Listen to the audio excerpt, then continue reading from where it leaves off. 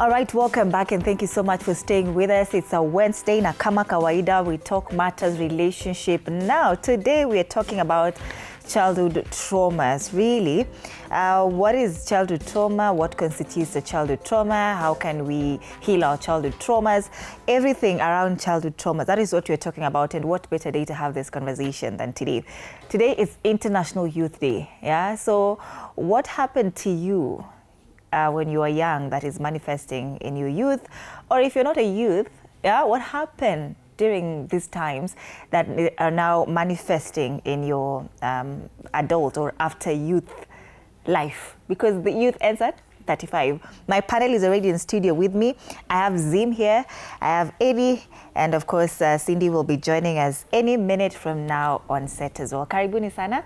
How are you, Ziwa? I'm doing well. It's a great morning. It's a great morning. Is it cold, kama kawaida? No, it's chilly, yeah, but much better. At least, yeah. Because I found you basking in the sun. Oh, yes. Outside. Oh, yes. Eddie, how are you? Fine, fine. Karibu sana. Thank you very You're feeling much. great? Yes, I'm great. Unasikia baridi? No. Usikia baridi? Yes. But the weather is nice today. Every Wednesday. The weather is much better. The weather is much better, right? Better. Today so the weather forecast 26 degrees in Nairobi today. So I think it's looking nice. I started by saying it's International Youth Day, but Ziwa, even as we talk about childhood traumas, I'd love to know, how your youth days were, because I know you're past that. I'm still a youth. Yeah, well. It's until when I was helping my kids to do, they were playing hockey and they're supposed to go for the Youth Olympics. Yeah. And I discovered the term youth has its own name differently when it comes to participation in sports. When you're going to Olympics, the age quadrant keeps climbing higher, higher past 35. Past 35? Past 35. But you're past 35. I discover I'm also a youth after that day. Yeah. But the reality is, Happy Youth Day for all the young men, the young women, who are below 35. The truth is the dynamics are different. Yeah. The trauma has taken on a different shape, but it's still the same though. Yeah. Because if you suffered abandonment, rejection, abuse, sexual abuse, physical abuse, and bullying, it's still bullying, but in this day and age, it takes on a different gradient, because the bullying used to be physical when we're in school, but now it's cyberbullying. Yes. It's online. Now it is trolling. We did have trolling those days, but now we have trolling. You post something and people will follow you and castigate you and put a charade and barrage of words that would traumatize you. It's abuse, but a different version of abuse. Yeah. So when you talk of abuse and childhood trauma, and when those wounds hurt, I think it requires a certain measure of courage and vulnerability to talk about it, and you can't talk about it and exclude yourself. I suffered a lot of abuse growing up, I think. Yeah. Are they manifesting in adults? Sometimes they show up when you least expect it, when you're a parent and you're raising your own children, and you pray, you catch yourself and say, I hope my child, my sons and my daughter will be able to be more emotionally mature to differentiate me or take me away from some of the extras that come with it. Yeah. Because the blunt of some of the things I suffered, they left some traces of an unhealed version of me, even my commitment to raise them right. Hold on to that thought. We'll be coming back to unpack that, because you've now introduced very, very, very serious, points. But let's hear from the youth in studio. I'm also a youth. But how would you rate your youth? Cindy, welcome. You're looking lovely. Nijam. Hey, Nairobi traffic will have you moving crazy. We are happy to have you. And shout out to those border guys. Yeah, they've come to the rescue. They've come to my rescue. Absolutely. Siku moja utakuwa funzo lakini. No. Koma kabisa. Eddie, tell us how you rate your youth. We are talking about childhood traumas, right from when you were a child coming into the youth days. How would you rate that? Thank you very much. And I would say that youthful, or rather youth, I'd say it's really trying, the trying times in one person's lifetime. Because when you look at the youthful time, this is when you realize that the emotions, the brain is still developing, the self-esteem is still being shaped, and such kind of things. My youth, I'd say, based on what we're talking about today, I'd say that people who I have interacted with, and the people who have been working with me in my youthful age, I can say they have been of very great support in the youthful age. Yes. All right. Yes. How about when you were a child? Did you feel the same support? Do you see it manifesting into your adulthood, that support that you're talking about? When we talk about support, you know, as a child growing up, we talk about emotional support, talk about mental support, and maybe one of the faults of our parents is they only focused on the physical support. They only focused on, now I should take my son or daughter to school, I should dress them. I don't think if they really knew that there's some aspect of support when we talk about child growth and child support. Yes. Very interesting. Cindy, you know, when you came in, we were talking about International Youth Day, and you were trying to tie it with this conversation around childhood trauma. International Youth Day is today. But I want to understand how you would rate, you know, your youth days, because you're still youthful, you're still a youth. Drawing back from when you were a child, how would you rate that experience? Well, hi everyone again. As a child growing up, first of all, I'd like to borrow a few things from just what you said. All right. It's my habit. Anyway. You thrive in that. Yeah, I thrive in that. Okay. So the support that you get as a child growing up in your formative days is really important, because it forms your values, your principles, and everything going on, and your standards even in adulthood. And I would say I'm a very young youth. So everything that I learned growing up, or everything that was instilled in me growing up, has really, really shaped who I am today.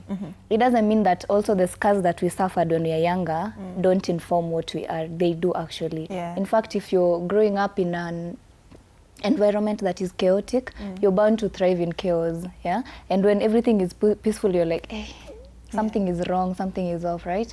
But I would just like to say that whatever you pick growing up, it really informs who you are as an adult. First of all, to be very honest, I wasn't really sure that today was Youth Day, despite being a youth. But thank you for informing me. How would I phrase the current youth experience? It's hard. How so? It is so hard. Honestly speaking, I wish it came with a manual. I wish it came with a manual. You agree to any? Yes. Do you agree, Zim? I agree. Explain. Let me explain. So when you finish high school, you're bound to go to university or whatever institution of higher learning that you'll be, you know, called to or you want to be part of. And I happen to be doing law. Hey. Wakili. So we have a wakili here in studio. Clock it. Okay. So jobs are really, really kidogo, and unemployment is a real huge issue in Kenya today. And I don't know if Ugandans feel it, I don't know if Tanzanians feel it, but myself in Kenya, I really feel the impact of it, because let's be honest, there's an age that when you get as a youth, you don't want to be shindaing mom, dad, nisaidi. You know, it even gets embarrassing. I mean, we do it because we don't have an alternative, but if you get like a job or something in your early youth days, it really, really helps you towards becoming like a career woman, career guy, whatever you want to do with it. But that, and also sticking to routines. Routines are so hard. I'll speak for myself. I hate mornings. I wish mornings would be done away with. But so we can have darkness all the time. I don't know what you can do about mornings, but I don't get why we have to stick to, you know, wake up, shower, go to work for a certain period of it beats me. But routines are so hard. That's another thing that I'm learning as an adult. Yeah. Even in high school, I experienced it, but I feel like it's harder. Yeah. Aside from that, university. University. Cindy has a lot going on. I have a lot going on. Okay. But I'm almost graduating from the University of Nairobi. God willing, my lecturers and everyone just cooperates and I get my marks in good time. But university and friendships, another thing that we get to understand as youths, is that friendships are not what you just see them out there to be. You cultivate your own values. Someone cultivates their own. You meet, you think you're compatible, you're not. It doesn't work. Yeah. So those three aspects for me are such a struggle. Oh, and don't even get me started on relationships. Yes. That's another issue that's so hard to just, break through. So for me, there's also perks to being a youth because empowerment and young people are like really agile and we have different ways to get money and like you have there's positive perks to it, but like kidogo compared to and Ziwa is Ugandan, by the way. You said I don't know if it's only Kenya, Uganda, Rwanda. Ziwa is Ugandan. Do you guys have jobs? Very, very nice. But I want us to come back to the conversation, the center of this conversation, childhood traumas. But then the definitions, as always. First, understanding childhood trauma and what constitutes a childhood trauma. I know it's different for everyone, right? But how would you describe a childhood traumatism? I think childhood trauma are things that you have suffered physically, psychologically, mentally. Because some of the traumas that you suffer, they don't leave physical marks on you. But the effects on your life as more powerful actually than the ones that you'd see physically on the physical body. I can get into a place where I'm bullied and someone punches me in the face, leaves me bleeding and bruised. But there's some deep psychological trauma and abuses that happen to a young child that are more devastating than a physical trauma. So I think to go deeper into this experience, like I mentioned earlier, it is important for everyone to be courageous enough to speak up. Even when people will not listen out to you, don't keep quiet about it. Because some of these experiences, they happen in relationships and they can only be healed in relationships.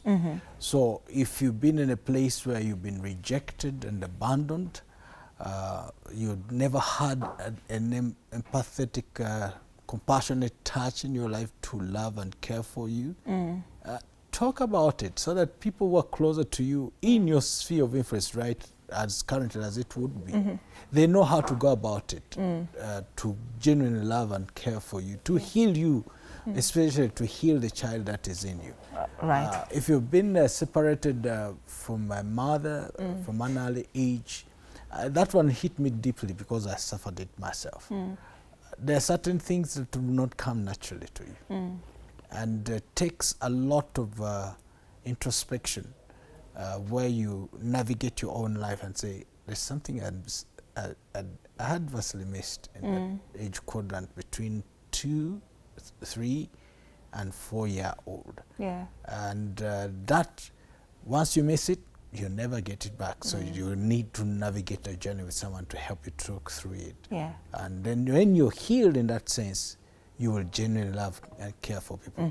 Well, we'll be talking about healing and how, people who've gone through childhood trauma and are just manifesting their adult life can go through that healing journey, what they need to do. But Eddie, I want to understand your perception of childhood trauma. How would you describe what this is? When we talk about childhood trauma, maybe we can talk about trauma. We can say trauma. Trauma is broad, because you'd get an accident, you'd get involved in an accident, and then that will, act as trauma or constitute a trauma. You'd get a reaction from eggs, like myself. So I'm traumatized from eating eggs. I don't take eggs. You'd fall with my high heels, and then now I have trauma from high heels. So trauma is broad, really. So when we talk about childhood trauma, I would say these are just distressing experiences that children, young people face. Yes, they might be abuse, such as rape cases. We also have abuse in terms of stigmatization. It can be loss of a parent, loss of a loved one, or neglect. In a family, some children might feel neglected, or the parents or the guardian might just decide to let go of the parent. Yes. So in the event of these circumstances, abuse, neglect, or loss, it affects the children's sense when we talk about trust. As you grow up abused, as you grow up neglected, when you grow up, when you lost a parent or guardian, you'll have a lot of trust issues. It also affects their safety. Yes. When you are facing childhood trauma, you always feel you are not safe. When I meet my sister Wakili here, Cindy, I'll first of all try to see what kind of person she is, and how can she and me get together without her talking about my past. Yes. Then we also talk about self-worth. You know, when somebody, let's say somebody who have undergone through severe cases of abuse, severe cases of losses, it affects them in terms of self-worth. You know, there is something called, what is it called? IQ and confidence. You know, somebody who has gone through this in their childhood, if they don't just get enough support, they will not really exploit their self-worth to the capacity. That's my understanding and the results of childhood trauma. Great, great. And you've given us very wonderful points. We'll come back to unpack. That's the beauty of this show, because we're coming back to go through them one by one. Cindy, what's your understanding of childhood trauma? Childhood. And have you gone through, do you have childhood traumas? Of course. We live in an African home, you can't miss that. Let me just explain my understanding of what trauma is, and then maybe relate it to a child. Okay. Trauma is, for me personally, a trigger response to maybe something that affects you mentally or physically. So for me, it's a very broad subject, or my understanding of it is very, very broad. So I get active panic attacks. Hata hapa sahi, if something were to happen, mimi mtanipata kwa I get very active panic attacks. They get out of control, and one of my trigger responses is gari ikifanya hivi. And you know how Kenyan roads, some of them are very narrow. So if a car just does this, oh God, you're gone. I am so gone, and it happens a lot of times because matatus are matatus, and I'm still not having any cars. Who uses matatus? The poor people. I am the poor people. So if I relate it to children,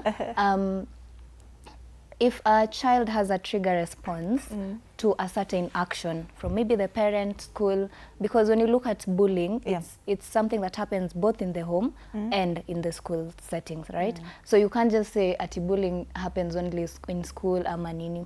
No, it's something that can happen even at home. You can be bullied by your own parents, you can be bullied by your own siblings, you can be bullied by anyone in whatever environment that you are. So this is a trigger response by a child to a certain action or setting in whatever way they are affected. That is my understanding of it. Great. I want us to take a break before, of course, we come back to other questions. And I know Eddie mentioned something about, sometimes you'd want to be with Cindy, and then you'd want it to be Cindy, why are you laughing? or let me just hold that thought, right? So that we can come back and unpack whatever you said. Just an example. Yes, and, it's a very wonderful example, and we'd love to just see, sometimes you tell someone something, and then you say that they're going to use it again against you. Yes. Yes. And now we're going to come back. This generation that we are in. Yes. You tell somebody something and then they use it against you. So should you actually be telling people your traumas, right? We're coming back with that, but let's take a break at this point. You're talking about childhood traumas and how we can heal our traumas. This is TV47 Breakfast. See you on the other side of this break.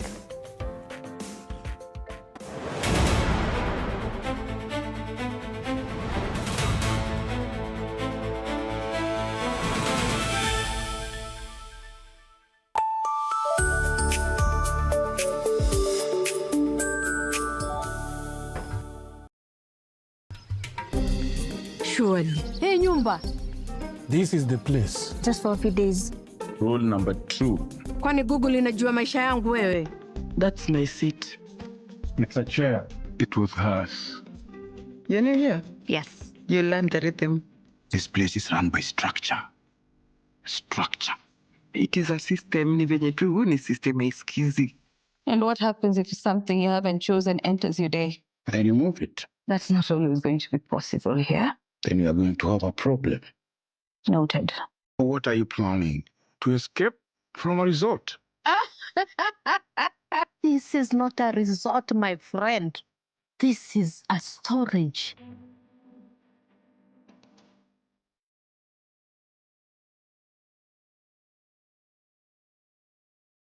You have to be very careful. Fake money can kill business. Na leo mko rada yangu. Small money, kapesa kadogo, big behavior. I only have big notes. Alikuwa anatafuta courage. Yani nafaje kutengeneza kachumbari na manyanya zinakaa hivi? Ona, kiki ni kama kiwaru. Hiyo inaitwa commitment to the lie. Amejicommit. Ndio hiyo. Mpatie. Unajua kama una mtu kitu, hata tu salamu ya kawaida inakaa kama reminder. Habari yako? Sintalipa kesho. Kesho gani when? Si kesho ya kesho ya tomorrow. Your turn. Mzee ni budi nikamchoka. Ni budi ni madeni.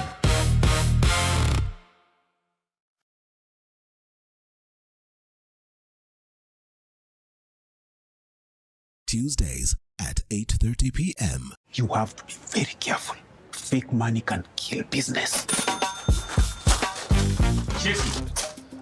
Na leo mko rada yangu. Small money, kapesa kadogo, big behavior. I only have big notes. Alikuwa anatafuta courage. Yani nafaje kutengeneza kachumbari na manyanya zinakaa hivi? Ona, kiki ni kama kiwaru. Hiyo inaitwa commitment to the lie.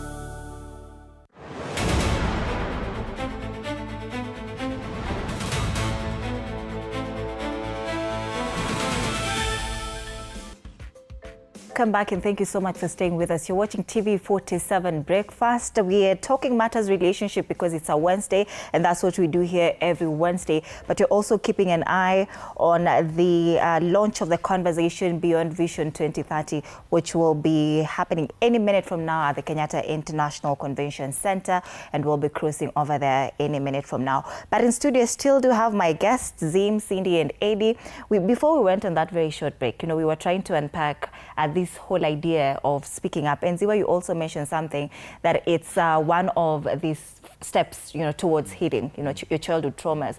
Then if I am going to speak up about my traumas and then it's going to be used against me, then really what's the essence of me speaking up? The unfortunate part, that's one of the flip side. And that's where your courage and boldness to break into conversation the things that everyone would want you to keep quiet about comes into play. But do not keep quiet about it. While some insensitive people or unkind people or ill-educated people about abuse would want you to keep quiet about it. Don't keep quiet about it. Abuse thrives in silence. What you suffered and went through is it should not be put in a place where someone tried to contrast to what others have gone through. It's your own experience. So talk about your experience. You're not talking about anyone else's experience. It's your own experience. And I think the fastest way to be healed of internal wounds, traumas and hurts and pains and griefs is to break into conversation about it. tell someone and people who care for you. Though some places and platforms might not necessarily be safe places for that experience, but talk about it and you'll be healed. Because it's like a patient. I always say that if you don't talk about it, you don't reveal it, it's quite likely that you don't get the right kind of prescription and help you need. Yeah. The doctor wants you to describe how are you feeling, what are you going through, what's happening in your private world, what's happening in your emotional world, what's happening in your mental psyche, how is your past like, what have you gone through. Then I'll have an intelligible approach with which I relate with you because I know where you're coming from. Yeah. Personally, I would never tell my significant other about my childhood traumas. But now that you brought it up, Eddie, do you think it's necessary to share that kind of information with your significant other? If at all the fear is that information being used against you in the instance where, you know, you're in a very heated argument, both of you are, you know, at the moment, in the heat of the moment, and there's nothing really you can do, and then it slips. Maybe they're even saying it unknowingly. So do you think we should really share such information with the people who we choose to spend forever with? For the process of healing, it's very important. How does it heal you? If I tell you that, you know, for me, my mother beat me up very much. One time she almost took my life. You know, things like that. Just say it plainly. We have a certain measure of madness in our family. Actually, that is why now when we are fighting, now he'll tell me, you're just mad like people from your family. And that is why you keep disturbing me in this house. You know, things like that. Now, for the purposes of now, when I say healing, I mean that at least trying to live with the situation that you went through. Yes. For the purposes of now trying to live with it, it's very important that you share. But now, just like he said, this information being used against you is the flip side. I don't know how we can manage this. But my personal opinion is that we should speak out. Yes, we should really speak out. Cindy, what do you think? Well, first of all, who are we sharing this information with? We know that sometimes you've had an issue with your mom, your dad, whoever, and they are the abuser, right? Yes. And you want to tell them how you feel. You've cooled down 2 days later. You want to tell them, you want to approach it like an adult, a mature person. You want to tell them, Mom, hapa ulinikosea, you did this, this, and that. You didn't sit right with me. I want us to do this moving forward, right? Hey, typically, African parents. In an African setup, yes, I don't think if that logic can really work. It can. Really? At times, you know, it depends. These parents that we have are also different. Yes, maybe. So maybe we should work towards changing that narrative, even with them, right? I think this is a conversation that we can as well just sit down with our parents and have, right? That, you know, times are changing. Well, ulikuwa during the 1960s, but now it's 2026. But Cindy, But maybe your parent is still seeing you as a child who needs direction. But are you a child who needs direction anymore? You might be, you might not be, and you might be. Let's allow Cindy to finish her point. Okay. Yeah, before she loses that track of thought. So first of all, who are we sharing this information with? Are we sharing the information with the abuser, right? Because you have the aspect of an abuser, you want to tell them, this is affecting me, and maybe they won't see it in that light. That's number one. Number two, are you sharing it with a potential partner in the future?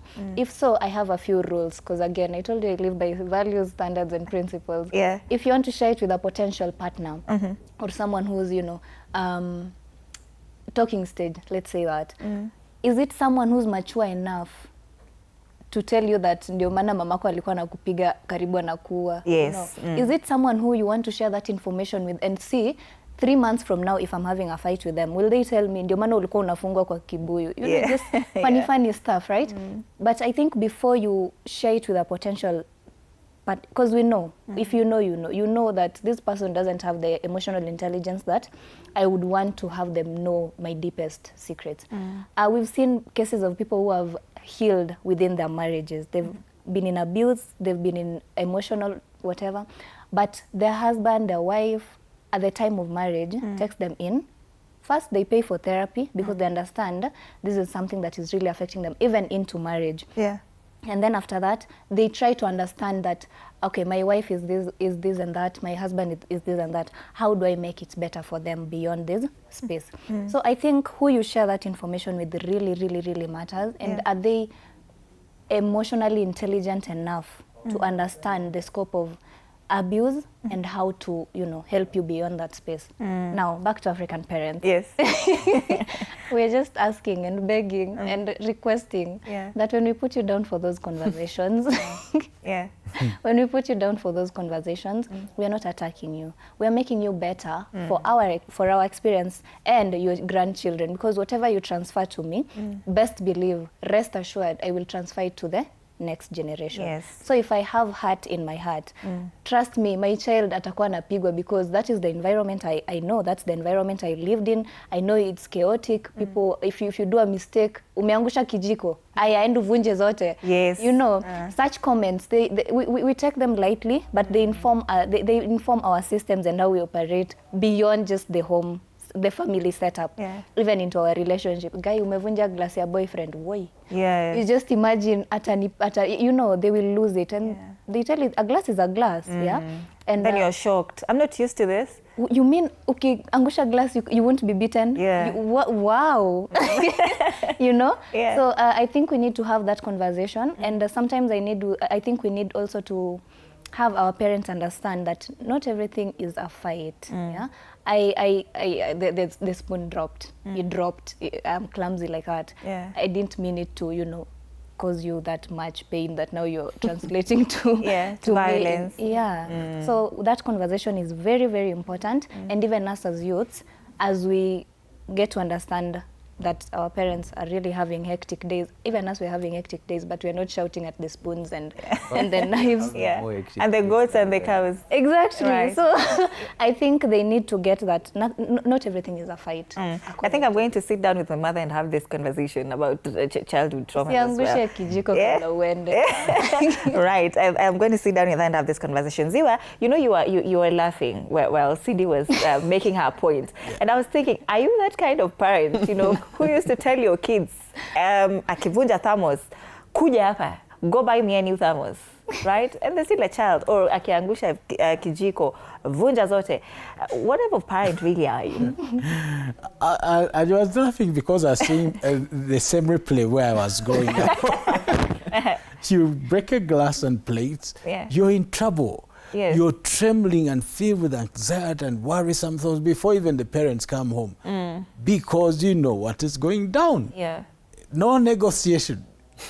The moment they say, alivunja glasses, our game. Yes, pandas our game. So we never had the privilege to enjoy cups, glass cups and plates, because everything belonged to the visitors. Yeah. So plastic cups belong to us. So they would tuck them away and put them into the particular cabinet for guests only. Yeah. So I had to change that narrative, which I like what they're advocating for. So in my generation, which would be, we chose to do it, parent differently. Even in disciplining, we chose to discipline differently, because I remember yesterday when we were having lunch with my kids. So my sons had a conversation while they're serving. So I was following before them. So they said, this one used to break glasses on purpose. I'm like, I don't know about that. Like, hey, let me tell you. He just decided to pick a glass and see if he can break it. So he broke it, so we all chose to keep quiet about it and not tell you. I mean, I didn't know that they've ever broken glasses. But I also took note, my wife took note that, hey, the glasses have reduced. Where are they? They break them and then they throw them away.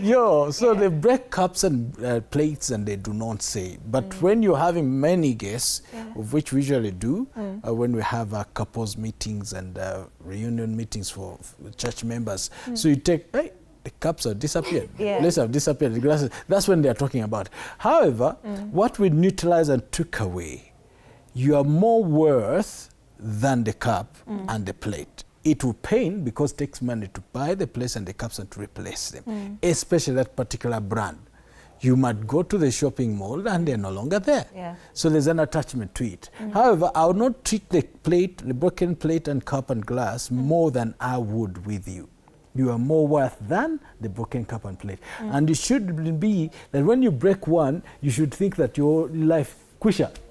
Me, I knew kwisha because I knew they are not going to give me one stroke. I knew I always had above 10. And they were serious ones. That is a so I lie trauma. down and that's why I said, growing up, I was abused. There's a certain measure, and I think some of the things they're alluding to, there's a certain measure of undiagnosed mental health our parents, some of them had. Because when you talk to some of all the friends we've had over the years in the same age bracket, you hear that the mother was battering the child to the point of biting the child and strangling the child on the floor. Then the child has to pretend to be dead. And I'm like, what was that? So we all live the same life. Yes. So there's a certain measure. And that is also a trauma they carry with them. And it could be that they were undiagnosed. The reason why I say, because some of these parents, when I look back to some of the friends that I grew up with, the parents were never home. Just like a mad person who is never home. It's always wandering everywhere. There's a place where you had, I always submit, I'm a mild hoarder. I love to keep certain things more than they should be around. So I don't let go of certain things even after I've used them. So my wife has to take them away by force and say, this one, I'm not keeping it. So in that sense, even as you're growing up, there are certain things you saw around family, repeatedly kept as a practice. And they're like, all right. This is not healthy. We are almost winding up because we have to cross over at KICC for that conversation. But let's talk about this whole idea of healing. And I'm still interested, about telling your significant other, Eddie, about your traumas, because are you telling them because you're expecting them to heal you, or why? Because isn't that now trauma bonding? Because now you're giving them this information. What do they need to do with this information? Why didn't you seek professional help from a counselor, from a therapist? Why does your partner need to know the things that you went through as a child? Okay. That question, I'd say personally I'm a peer counselor, meaning that we engage in discussions between the age mates. It does not necessarily mean that now if I'm sharing my story with him, he might also share his story with me. Now, when we talk about healing, different people perceive healing differently. Maybe I am one person who tends to share what my childhood life was with my fellow peer. Or I am one person who decides to write down what disturbs me so that I can get better. Yes. I am not saying that now we share everything that was disturbing us. Just like Cindy said, you should look at the emotional maturity of this person. Which kind of person are you sharing? But in the group where we belong to as peer counselors, we are trained that you can handle peer-to-peer conversations without it blowing out. Yes. All right. Another thing, as we wind up, I want Cindy to also give us an opinion, about healing, so that we can just close this conversation. I know today we've had very little time, but Cindy, tell us something about the steps that you think we should take towards healing our childhood traumas. Of course, you have to speak up. Speaking up, again, abuse thrives in silence. So if you don't speak up, trust me, you will continue going through that that phase of abuse and even mental instability in cases of extremities. But first of all, you have to speak up. But personally, I would encourage people to speak to professionals, because not everyone outside here who dresses well is mentally okay. Yes. Yeah. So you may be talking to someone, but hey, When everything comes down, they won't care that you shared it in confidence or whatever capacity. They'll use it against you. So share it with the right people. Share it with people who are well versed in matters of mental health and emotional intelligence. Yeah. All right. Yeah. Sawa. Thank you so much, Cindy. Thank you, Eddie, and thank you, Zim. I want us to cross over the Kenyatta International Convention Center, KICC, now for the launch of the conversation Beyond Vision 2030. That is Vision 2060. Let's cross over there. And take stock of how far we have come.